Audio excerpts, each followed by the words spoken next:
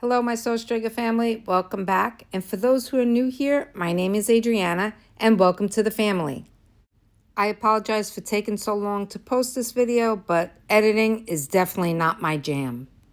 I'm going to start with this cute little snowman box. I purchased this at the Book Barn in Denville, New Jersey, only for $1. Now, some of you might like it as is, but I wasn't feeling the brown box. I just wanted Snowman to pop a little more, so that's why I'm going to redo it. Now, it did have a lot of that iridescent glitter on the front of the box as well as the snowman, so I did scrape it off the wooden box. After I scraped off some of the glitter, I used a 220 grit sandpaper, and then I wiped the box clean. So here I'm just taping up the snowman because I don't want to get any paint on it. Now this is the only red chalk paint I use. It's made by Waverly. It's called Crimson. I use this for Christmas, Valentine's Day. It's just a perfect red. And I usually just pick it up at Walmart. I haven't used this red chalk paint probably since Valentine's Day. So I just added a little bit water because it was less than half a bottle and the paint got really thick. So if with chalk paint, just add a little water, mix it up, and you're good to go. To speed up the drying process, I use my heat gun. But remember, with chalk paint, you want it on a cool setting, not too hot, because it will start cracking.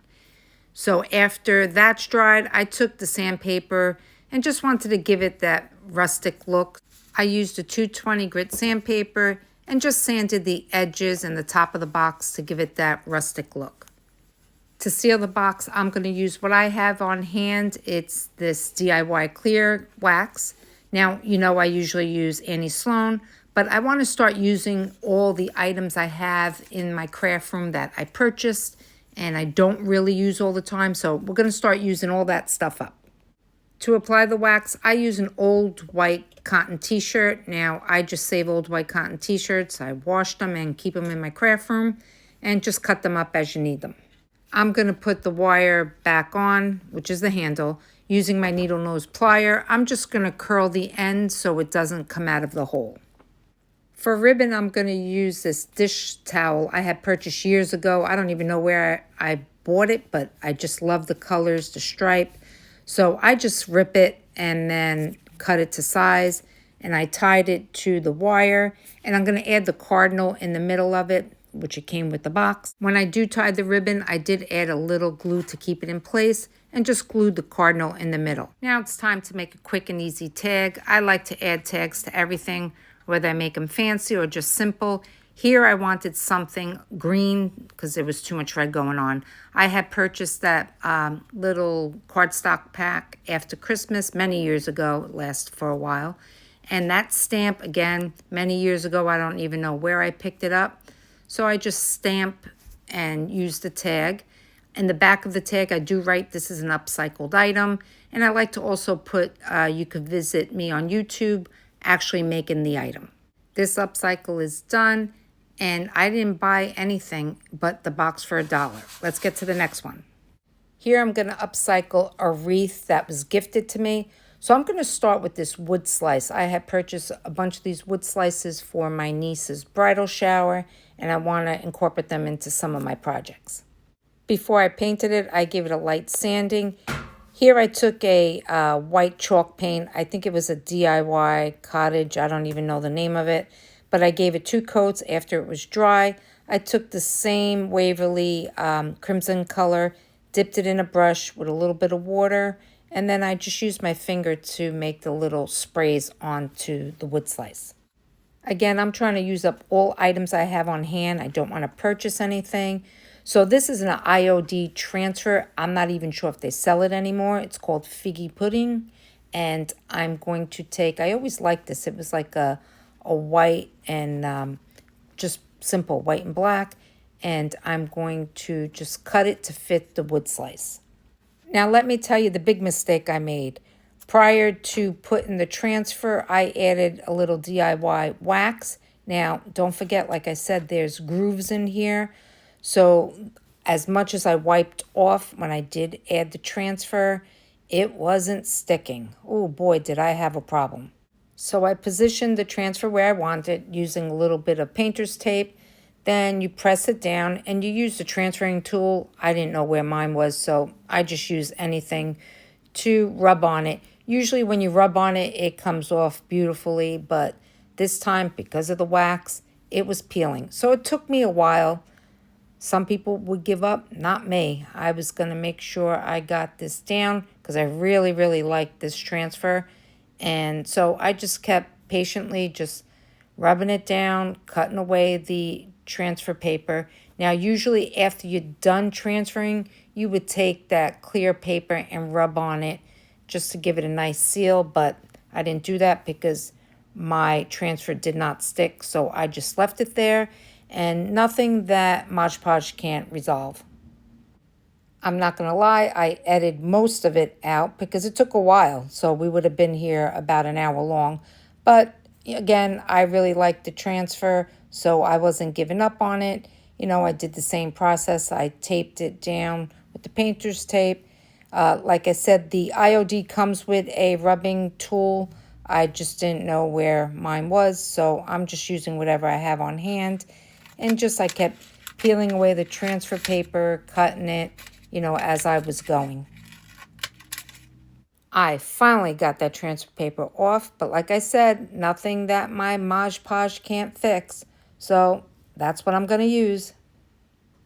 Now this is going to be the other step that's going to test your patience because, like I said, the transfer is peeling. So I am going to want to get some of the Mod Podge underneath the transfer and then brush it back on. So here, you know, you're going to have to be careful. But the IOD transfer is kind of solid. Like, it's not like really flimsy. But I figured, hey, I'm going to try and salvage this. And again, you can always, at the end, if it doesn't look perfect, you can add other pieces of transfers if you have. You could really make it work. And look, with a little bit of extra time, I ended up salvaging this project. At the end, I did add another coat of Mod Podge just to make sure it was sealed.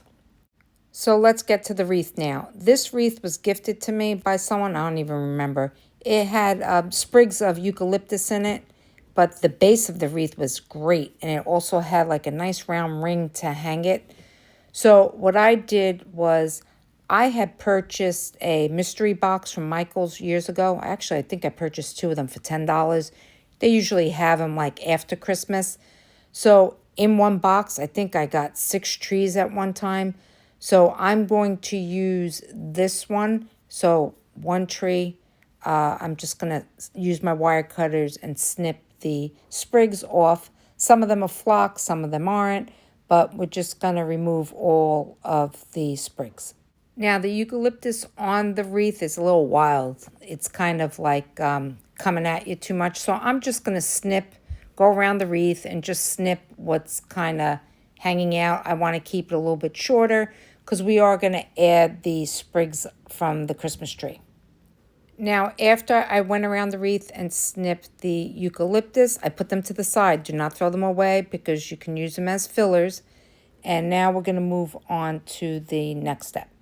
Now that I got that wild wreath trimmed, I'm going to start adding all the pine, Christmas tree, whatever you want to call it, sprigs in between the eucalyptus. Now you're just going to go around and fill it up to what you like, but don't do too much towards the middle because we're going to add that wood slice. Again, just taking my hot glue gun and just placing the glue on the wreath, or you can even put it on the sprig, whichever you feel comfortable with, and just stick it in. I'm actually sticking it into the wreath in between the eucalyptus to fill it in. Now that I finished using all the sprigs that I cut from the Christmas tree, we're going to start to attach the wood slice.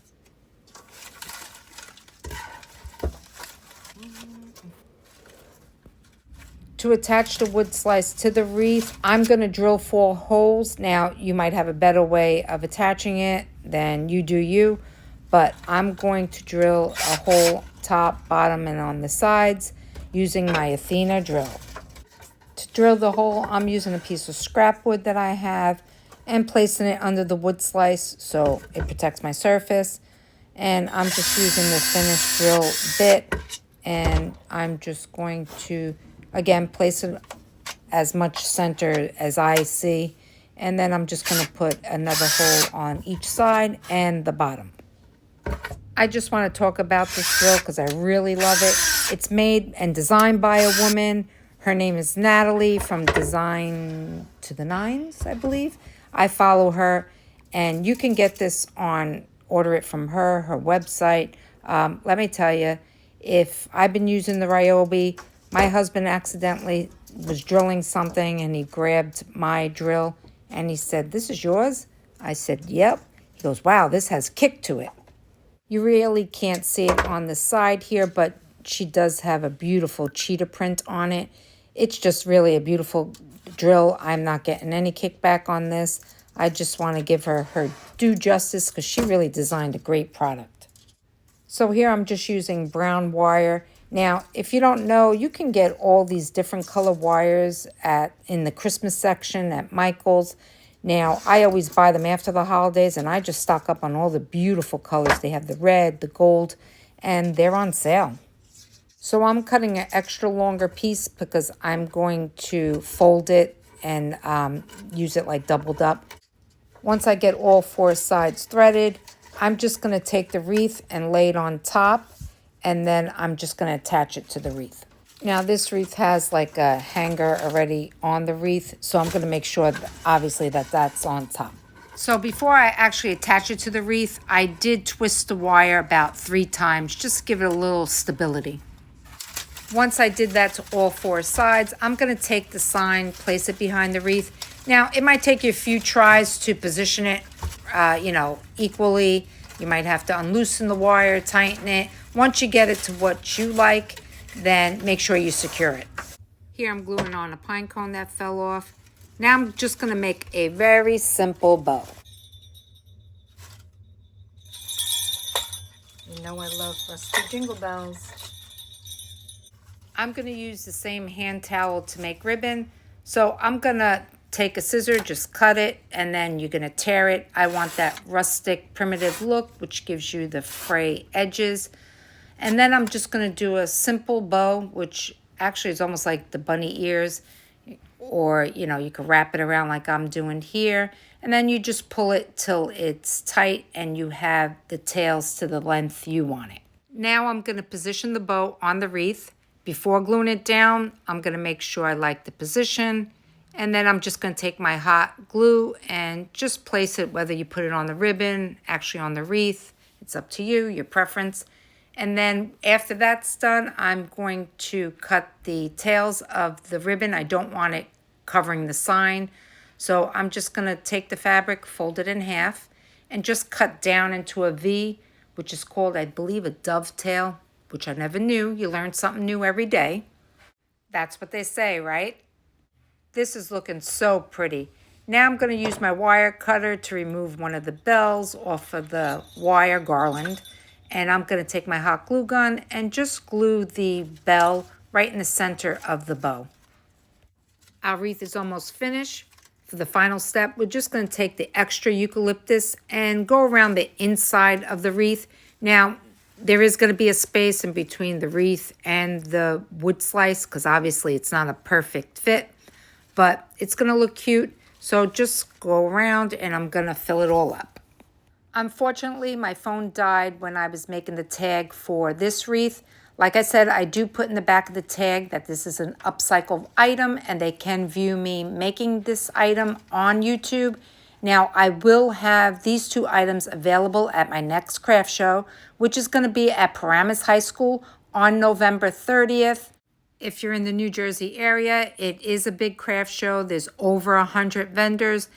So if you want to grab these 2 beautiful items at the craft show, stop by. I will not hold them for anybody. Or if you're a YouTube subscriber and would like to stop by and say hello, I would love to meet you. Well, guys, I hope you enjoyed this video and thank you for sticking to the end. It goes to show you don't have to spend a lot of money to create beautiful items for your home.